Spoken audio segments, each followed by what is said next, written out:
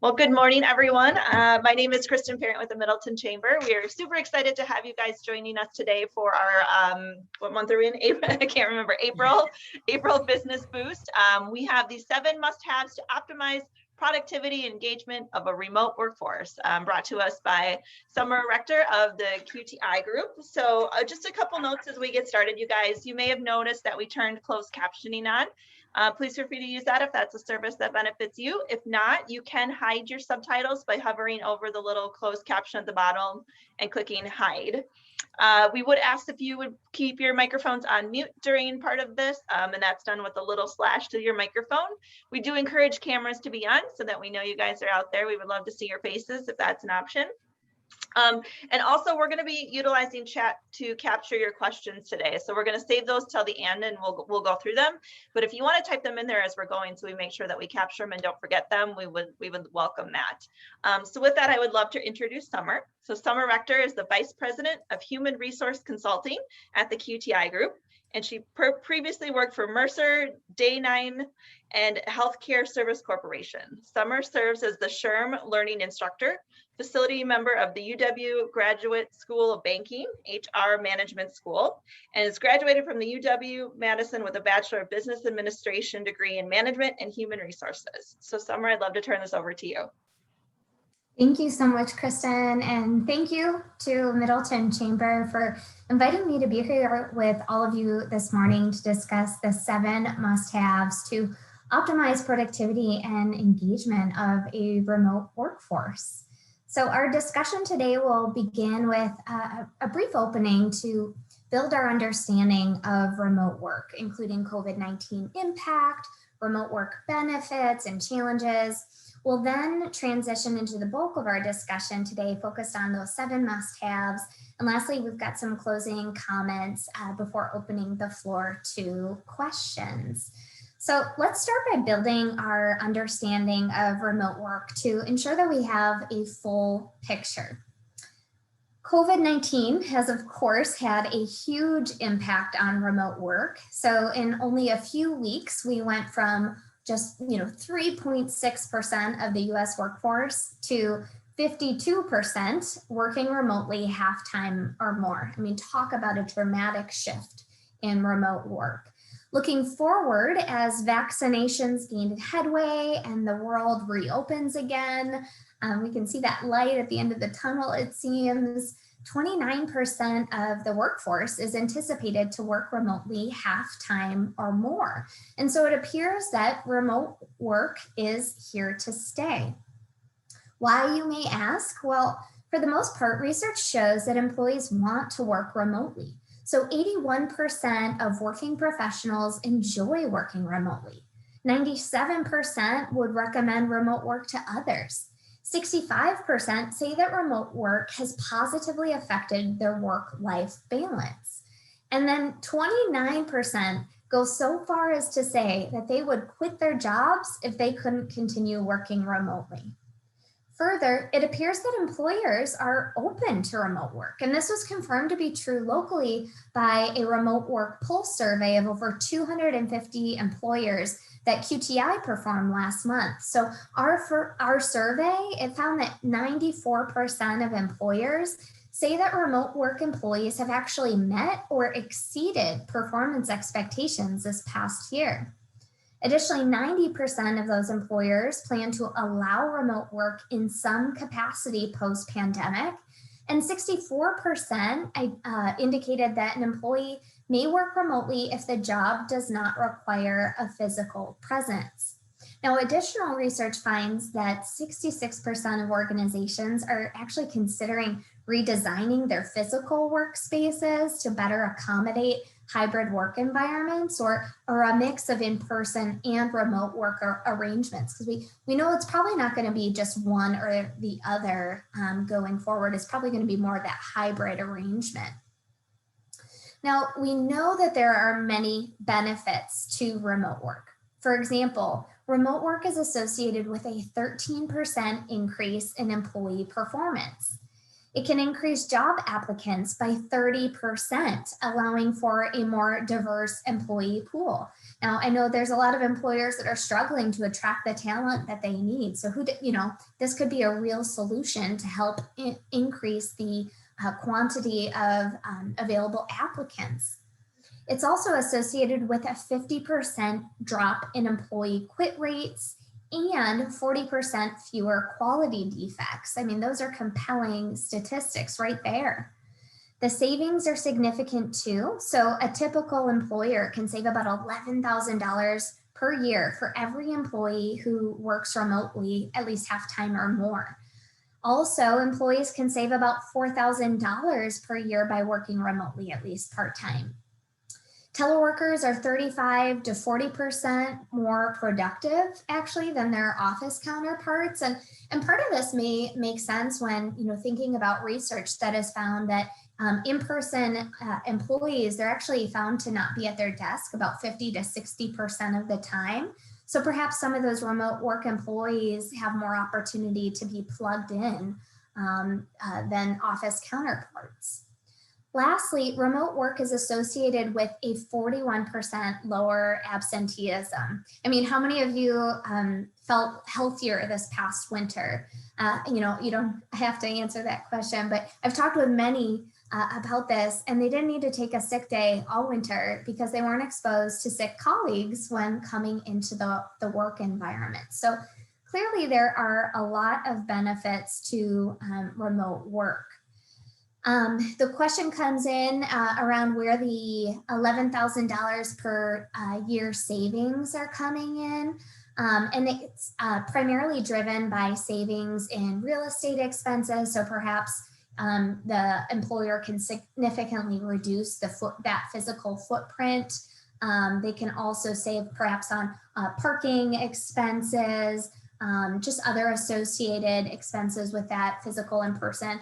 Office supplies, I mean, there's a lot less printing and, pens and things like that goes into needing to have a physical presence in the office or whatever the workplace may be. Now, for all these benefits, we know that there are many challenges of remote work too. So first of all, fairness. Not every job can be performed remotely, right? And that can lead to perceptions of inequity. We also know that it can be hard to directly supervise how employees are performing while they are working remotely. I mean, we can't be, directly monitoring them all the time. These employees who work remotely may also be susceptible to more loneliness and burnout, which we'll be discussing more later on. Privacy can certainly be a concern, particularly if the employee is sharing the home, perhaps with children, or maybe there's just limited space available for a dedicated office. Technology certainly can be a challenge, particularly for those with unreliable internet connections. I know Kristen and I were talking about before we started, she's found a spot to work where she's closest to her internet router to just make sure she's got that peak connectivity. I mean, it's a real concern for some. Lastly, while remote work may have been viewed as a perk pre-COVID, if an employee no longer has choice and is being forced to work remotely and maybe they don't want to, it can make remote work feel like more of a chore. Another key challenge, which brings us to our topic for today, is engagement. In fact, QTI's 2021 HR Trends Survey found that the #1 HR challenge identified by employers was improving employee engagement.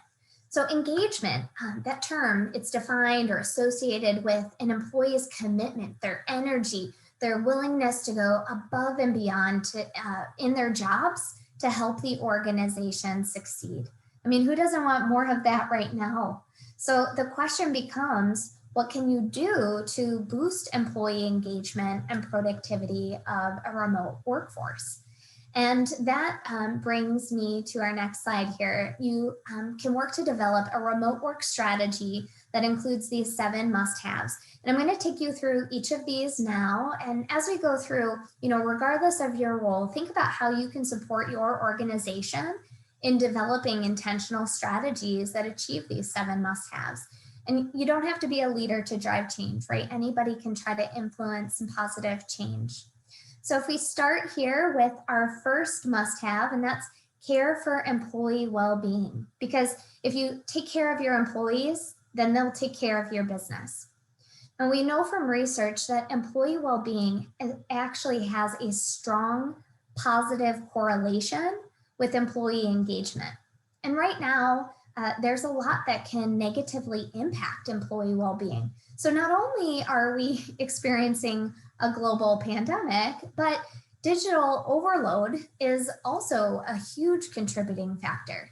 So data from Microsoft's 2021 Work Trend Index report shows that digital overload is real and it's climbing. So compared to pre-COVID levels or pre-pandemic levels, the amount of time spent in meetings has increased by 148%. There are 40 billion more emails being delivered. There has been a 45% increase in Teams chats, and there is about 66% more time spent editing documents. Talk about an increase in job stress.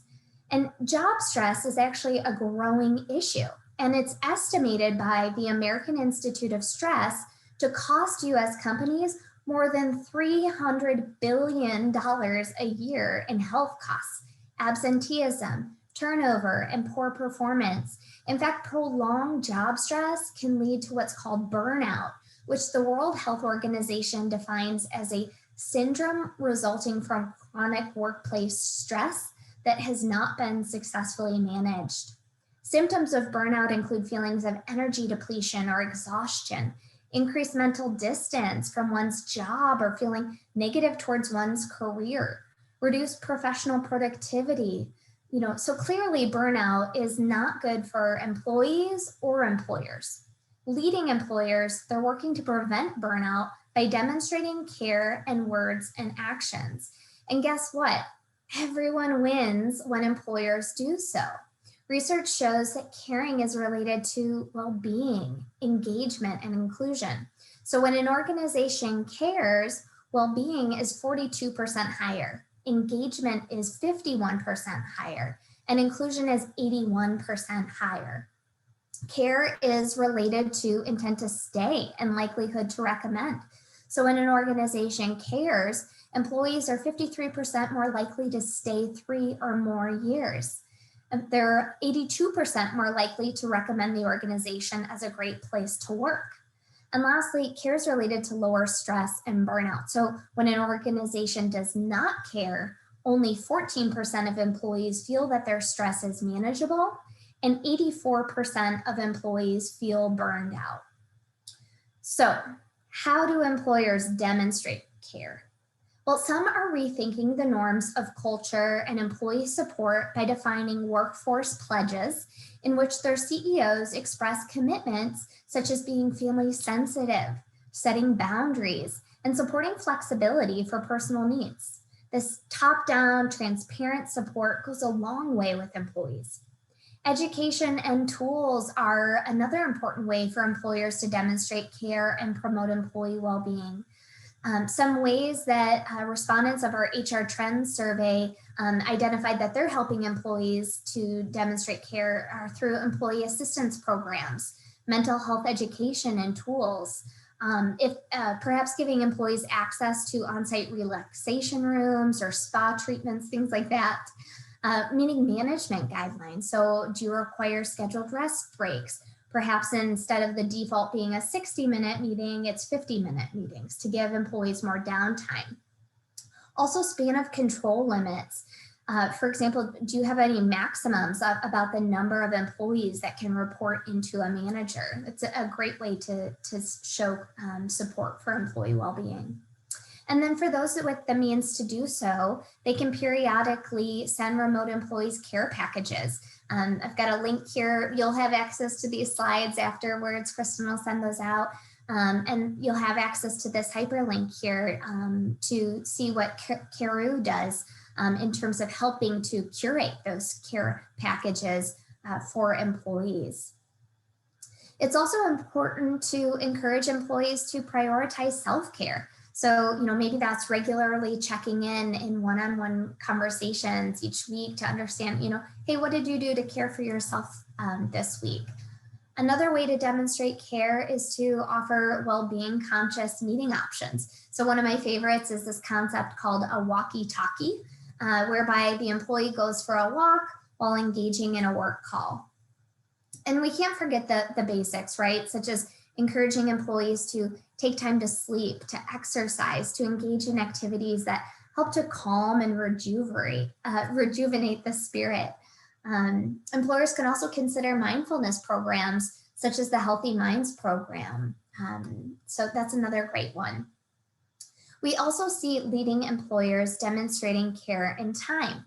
So they're supporting employees in better management of work time, such as flexible work arrangements. For example, perhaps employees work 4 10-hour days instead of 5 8-hour days. To prevent Zoom fatigue and increase productivity, some employers have also adopted no meeting days, commonly on Fridays, such that employees have time to focus on getting work done before they head into the weekend.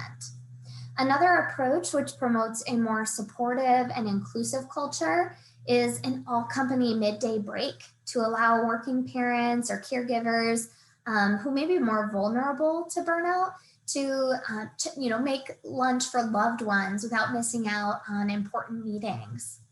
Another idea is to have dedicated no web camera times.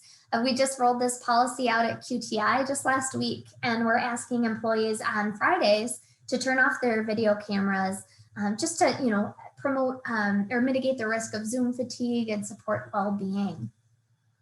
Leading employers are also supporting employees by prioritizing non-work time. So 34% of employers are adjusting their paid time off or vacation policies in some way, such as increasing carryover or accrual maximums, or perhaps allowing PTO usage for exempt employees in smaller increments, so maybe 2 hours instead of the traditional 4 or 8. Another way to support employees in taking time off is paid holiday shutdown weeks. So for example, maybe this is over the 4th of July week or between Christmas and New Year's. And the whole company, shuts down for the most part as much as possible. And it allows employees to return to work recharged and with fewer emails to respond to from colleagues. Employers can demonstrate both care and a commitment to DEI through offering paid parental or perhaps even paid caregiver leave, which is more extensive than parental leave. So perhaps it's supporting employees that are caring for elderly parents, for example. So that's another leading offering to prevent burnout and disengagement at work. A day pass is another leading approach whereby employees they're feeling burned out, they're struggling with something, maybe they just went through something really rough at work. You give them a spontaneous day off and just say, hey, take a mental health day. Let's just take a break. Come back tomorrow. We'll come back at it. Because, if that employee is really struggling, how productive are they really going to be if they stay at work during that time? So lots of ways to demonstrate care. How does a week off for July 4th, for example, cut down on emails employees have to handle? Don't the issues just wait? It's a great question, Paul. Thanks for sharing. And it can help to just with intercompany emails between colleagues. If everyone is, it's kind of like the weekend time. If fewer employees are actively, engaging in emails, it just a bit lowers the volume. Certainly there is going to be some things that come in externally that maybe they need to be addressed during that time. But, hopefully it's cutting down on that volume. Okay, so let's move on to our second must-have here, which is social connection. And this really gets at the heart of employees. I mean, it's enabling you to support the whole employee, not just, the mind, but that social piece, that heart connection. And not only is social connection important for employees, but it's important for employers too. So when you lose connections, we know that that's when we can stop innovating. In fact, data from Microsoft shows that work teams are actually more siloed in a digital work world. So while interactions of immediate teams has actually increased, the interactions of more distant networks have diminished during this time. And so as such, to better support both remote workers and employers, we need to be more intentional with social connection strategies so that we can, succeed in this new environment. So ideas in this regard include promoting shared experiences that can be done virtually to foster great connections, such as engaging in perhaps cooking or mixology classes. There's a link here that you'll have access to afterwards that's got a lot of creative ideas here. Personal thank you notes or personal videos are an often overlooked but meaningful way to connect with employees. So our president at QTI, she's commonly sending out personalized videos to different employees just to say thank you and check in with them. And I know that that's gone a really long way in boosting that social connection. They enjoy hearing from her. Additionally, you can create shared interest channels. So in this time of spring, maybe it's a gardening club or something like that on social platforms to help encourage, employees to connect and engage in photo sharing or storytelling.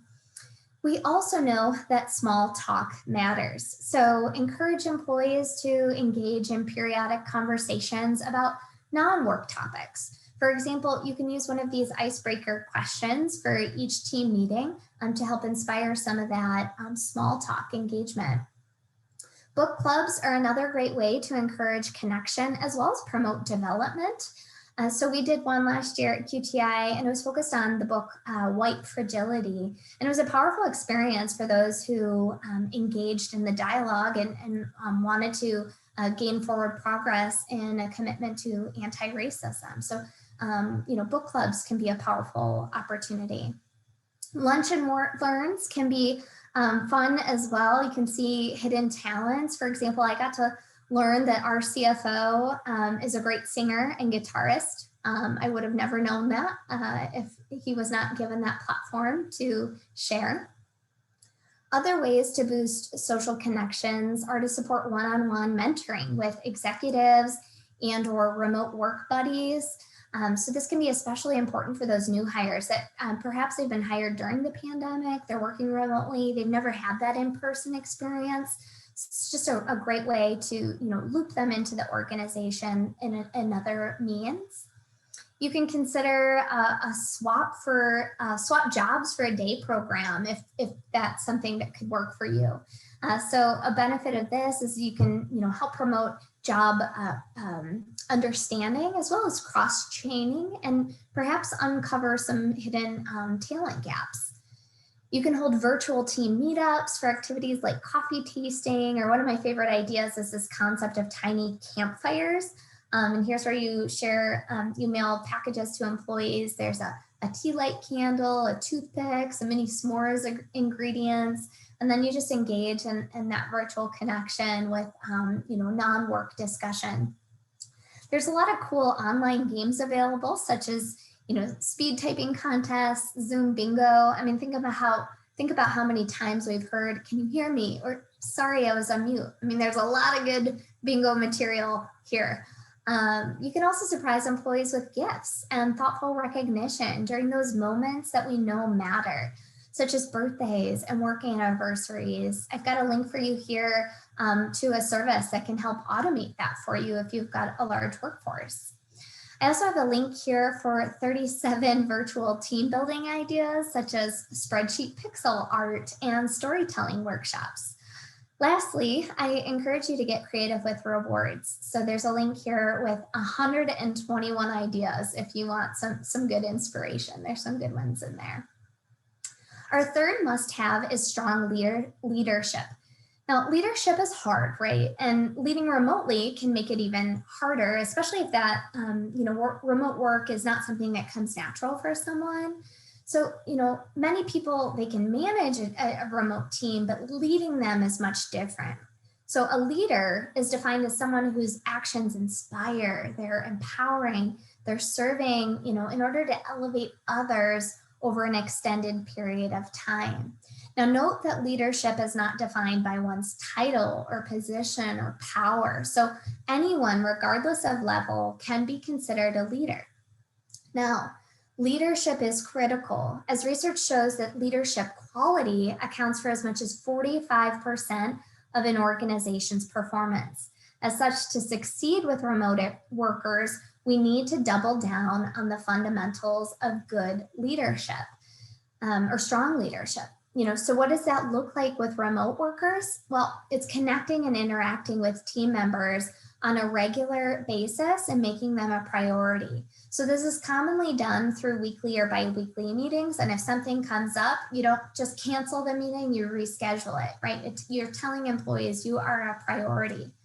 It's also engaging and empowering employees when solutioning an organization challenges. So maybe it's doing pulse surveys to solicit ideas, or scheduling team huddles inclusive of remote workers to brainstorm. I mean, sometimes the best solutions come from those that are working on the ground level when it comes to solving these challenges. We also know that recognizing employees on a regular basis for specific behaviors and results can go a long way in boosting employee engagement levels. So perhaps you have a Teams chat or channel that's dedicated to employee recognition, or perhaps you're using some other dedicated recognition platform to share shout outs along the way. Now, leaders also have to have tough conversations at times as well. And it's important to choose courage over comfort in these moments, right? We need to make sure we tackle any issues head on. So if remote work, for example, isn't working for an employee, talk with them about it and engage in solutioning to try and overcome the challenge rather than letting it fester and grow into a bigger issue. Good leaders are also empathetic listeners, and they're employee advocates. So, really checking in, asking those questions about how employees are really doing, understanding what barriers that they need help overcoming, what resources they need to be successful. Leading employers, they're investing in trainings and development programs to help leaders to become more emotionally intelligent, because we know that it's often not just what is said, but how it is said that really makes the difference in effective leadership. Lastly, it's critical in this new world of work that leaders embrace flexibility. That they need to demonstrate that they trust their team members to manage their own time and that they respect work boundaries. So nudging employees to stop work at designated log-off times to maintain that work-life balance. An excellent example of this is shared on the next slide here. And this working father, he made this social media post recently when he received $1 billion work request that would have caused him to miss his son's 7th birthday party. And so we respectfully asked the senior executive that made the request for more time. And the senior executive responded immediately, "Stop working. Never put, my requests ahead of your son's needs." Talk about strong leadership in action. This leader's response went a huge way in boosting this employee's commitment and engagement with the organization. Our fourth must-have is frequent and authentic communication. If you just communicate, you can get by, but if you communicate skillfully, you can work miracles. Who doesn't want to work miracles, right? So frequent and authentic communication requires a communication strategy that covers all modes of communication, such as emails, virtual meetings, chats, documents, and more. The key is to be intentional in timely, reliable, and quality communications across those channels. Just knowing that different employees engage in different ways and they need to hear messages multiple times at times. So it's also crucial that all company communications be concise. Now, this may seem like an obvious one, but it's surprisingly not always done. And a common reason why we see that communication is often one of the lowest scores when doing employee engagement surveys. Now, another best practice is to create a source of truth repository that serves as a live update in important items, such as perhaps you're embarking on a new company initiative, or there's an expansion that you're planning. It can serve as that source of truth. Now, employers should ensure that employees are each receiving regular check-ins from their managers, that those managers are sharing important updates with employees, and also that employee feedback is collected where it matters. We want communication to be a two-way street. So a great way to do that is through annual employee engagement surveys and periodic pulse surveys as well. To support remote team operations, it's also a good idea to set and communicate hours of availability with the team and the best methods to reach each other, knowing that that can vary by team member. Lastly, to build trust with employees, it's also crucial that communications be authentic and transparent. The last thing you want to happen is to say one thing and then do another, because we know that that erodes trust and it's going to lead to disengagement. And if the conversation is tough, you can think about using strategies from crucial conversations to support the dialogue. So when I was talking about book clubs earlier, this could be another one that's considered for a book club. Our fifth must-have is clear goals, priorities, and expectations. Now, I love this quote here from one of QTI shareholders and a member of our family, founding family, family-owned business, Dave Silverberg. So Dave says, don't expect what you don't inspect. We need to set clear expectations and monitor how employees are performing against those expectations if we want to see results. So best practices to support that objective are to set clear and measurable goals, including when, where, and how the goal will be achieved. In fact, research shows that when the when and the where are included in that goal setting, that's what really makes the difference in making that goal come to fruition.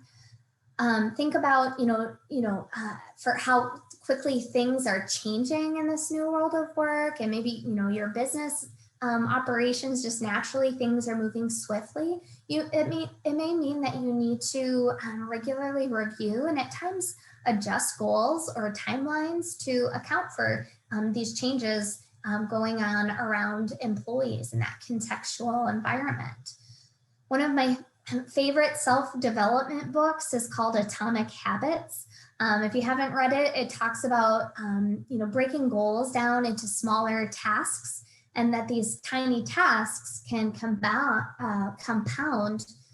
into some pretty remarkable results. For example, if you just improve 1% each day, by the end of the year, you're going to be 37 times better. So I highly encourage you to check this book out, think about sharing it with employees. It's just a great means to, for goal setting.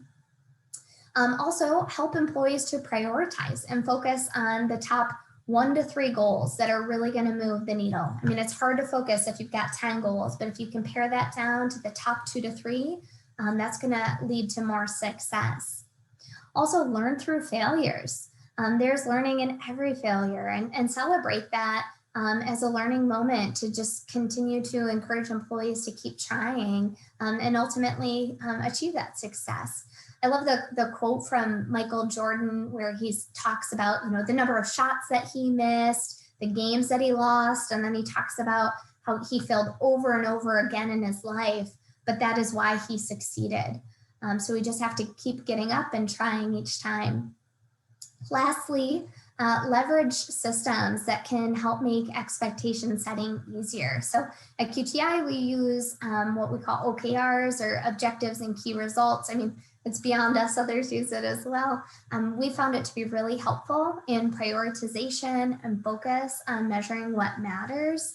And we use a technology platform called Ally, A-L-L-Y, to just help us transparently track and share how we're progressing on those OKRs. 15.5 is another great platform to as well, or even just dashboarding tools like Power BI, or even just Excel. Data is powerful to help employees understand how they are performing and how they are working to move the needle.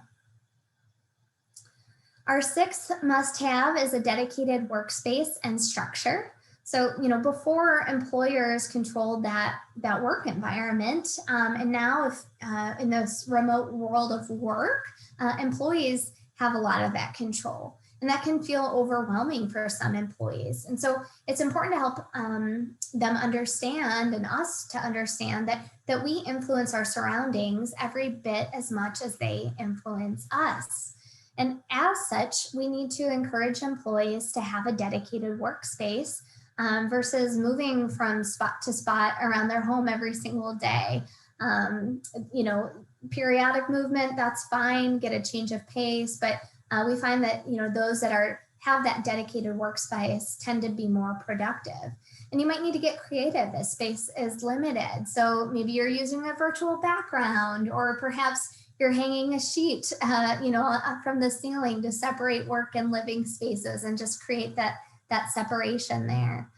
Encourage employees to make it a space that they want to work in. So, moving chairs and artwork into that space. Maybe their kids are drawing pictures or whatever is needed to just create a space of inspiration.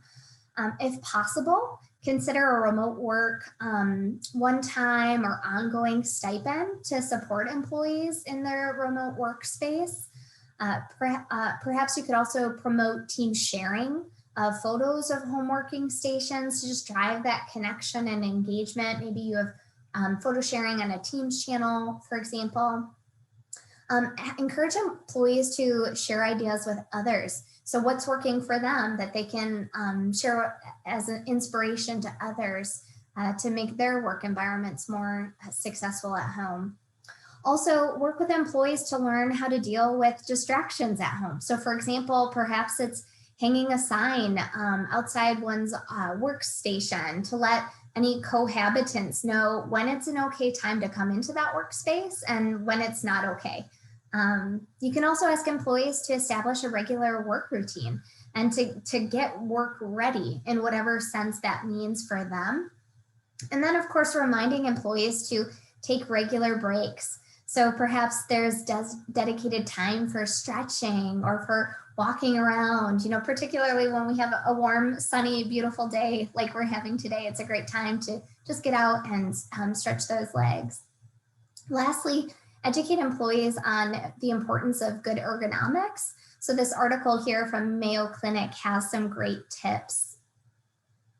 Our final must-have is technology to ease and enable. So our future success is directly proportional to our ability to understand, adopt, and integrate new technology into our work. So this applies to remote work too. We need to develop an effective technology strategy to support remote work long-term, not just, in the immediate pandemic. So best practices include ensuring that employees have equitable access to appropriate technology for their job, necessary information, adequate training for the tools and technology they're expected to be using. Now, the key word here is equitable access. We know that marginalized populations and younger generations may not have the means to get the needed technology at their home. So maybe they don't have reliable Wi-Fi, maybe they don't have a dedicated office space. So, how will your employer, if possible, provide that equitable support, especially if that technology is a necessity? Now, note that equitable does not mean equal. So you may need to offer more training or support to some groups that are perhaps less familiar with technology or perhaps have less means to access it.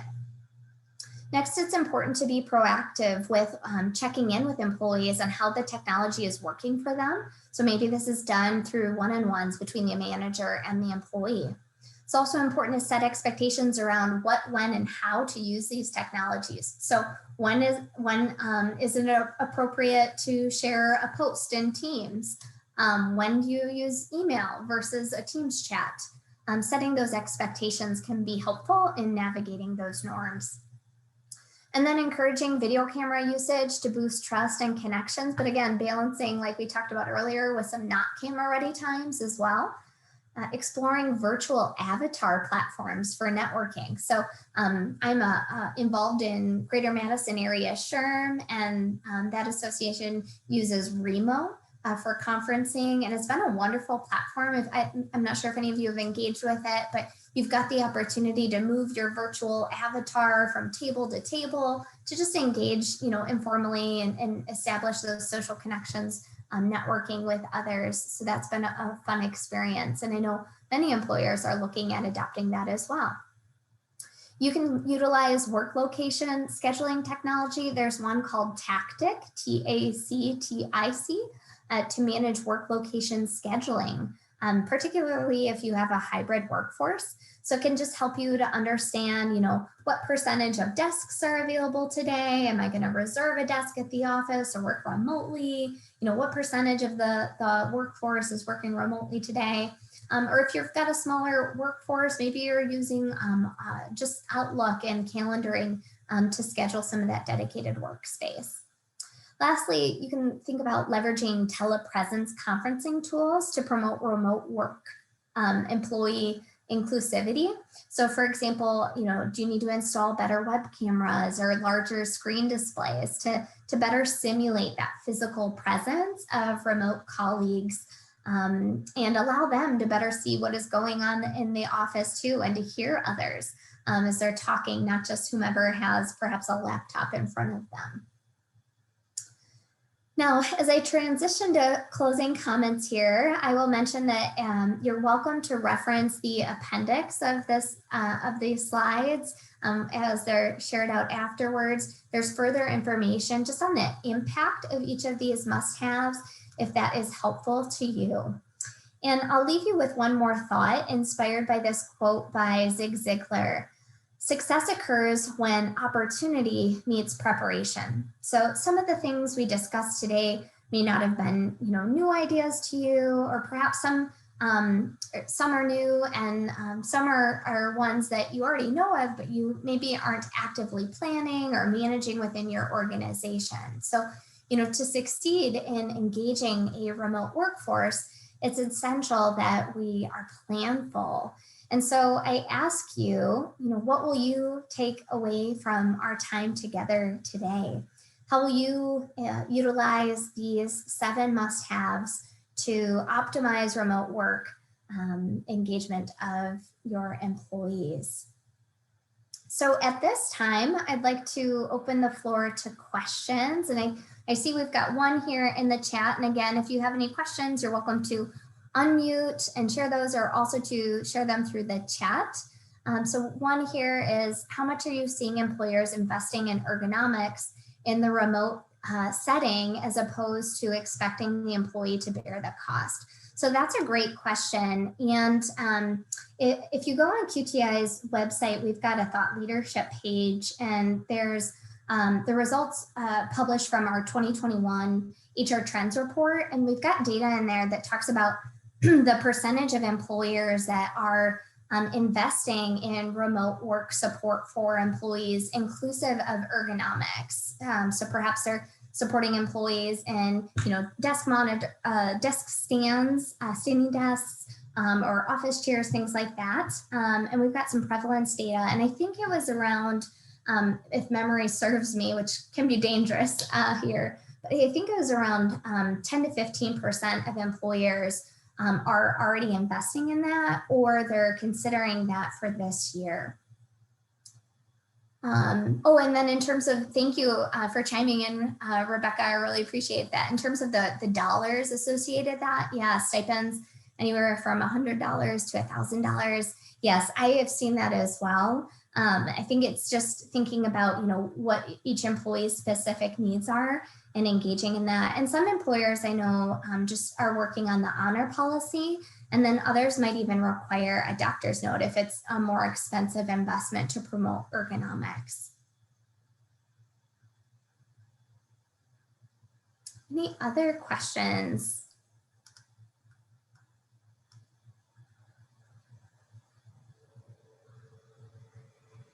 Just trying to look back and see if I missed anything from earlier. You're very welcome. There are no other questions. I have a question. This is Kate with the Middleton Chamber.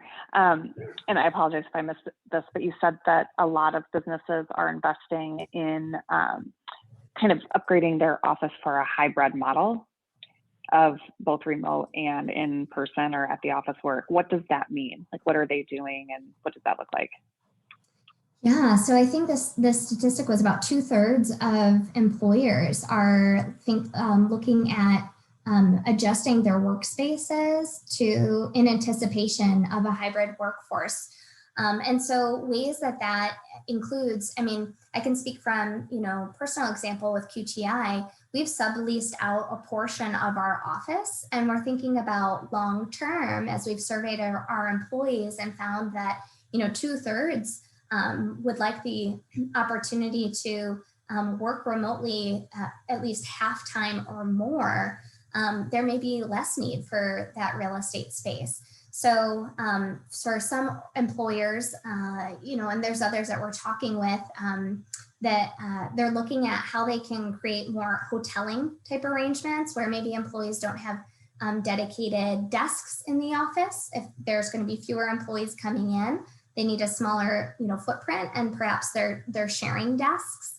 And then, perhaps they're designing the office to support the type of work activity that needs to be performed. So maybe if there's some dedicated heads down space for quiet work, and then perhaps there's a collaborative space for teams that are doing working sessions together. And maybe if there's not enough of that collaborative space, it's shifting, floor plans a bit to allow for more of that, if that's going to be the reason that employees are coming in to engage in that type of work scenario. So definitely a lot of different ways, and I think we've got someone in the real estate field on the call today, and if so, I welcome your perspective on this one as well. It'd be interesting to hear what you're seeing.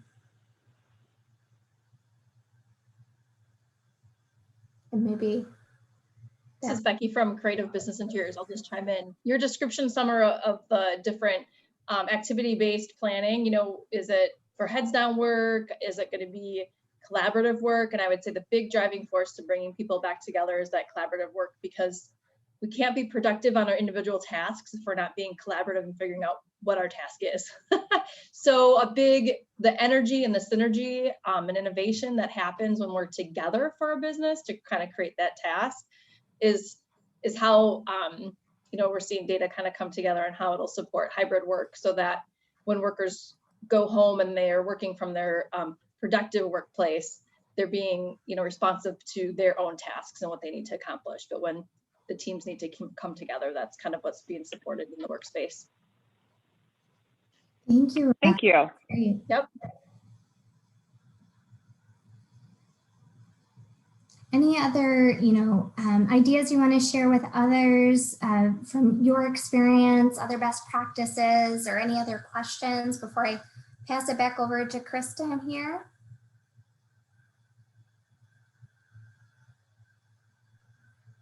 Well, if nothing else, I'll pass it over. Just thank you all so much for your time and engagement. I really appreciate the opportunity to be here with you. Yeah, thank you, Summer. I second that. I think this was really informative and had so much good information. I know I'm excited to just kind of digest that and then go back and look at it all again, because I think there were so many great ideas. So thank you for being with us and sharing those today. I do want to just mention a couple upcoming chamber events to you guys. So actually on Thursday, we're going to have kind of along the same topics that we've been talking about for the month of April. Is really we've got John Gardner joining us from DeWitt. So he's an attorney that works in the employment law space to really what employers and employees want to know. So can you require your employees to get vaccinated? What is going to be your mask policy going forward? All the legal stuff. What are some potential legal risks that may come out of COVID and bringing people back to work? So all of that stuff we're going to address on Thursday. We'd love to have you guys join us. And then we will be back for GMM on the first Thursday of May, which is May 6th. So we hope you guys can be there. I want to give a final shout out to our sponsors. We really appreciate the support of TDS, Park Bank, and the QTI group for helping make these events possible for the chamber. And I wish you guys a wonderful day, and we'll see you next time. Thank you.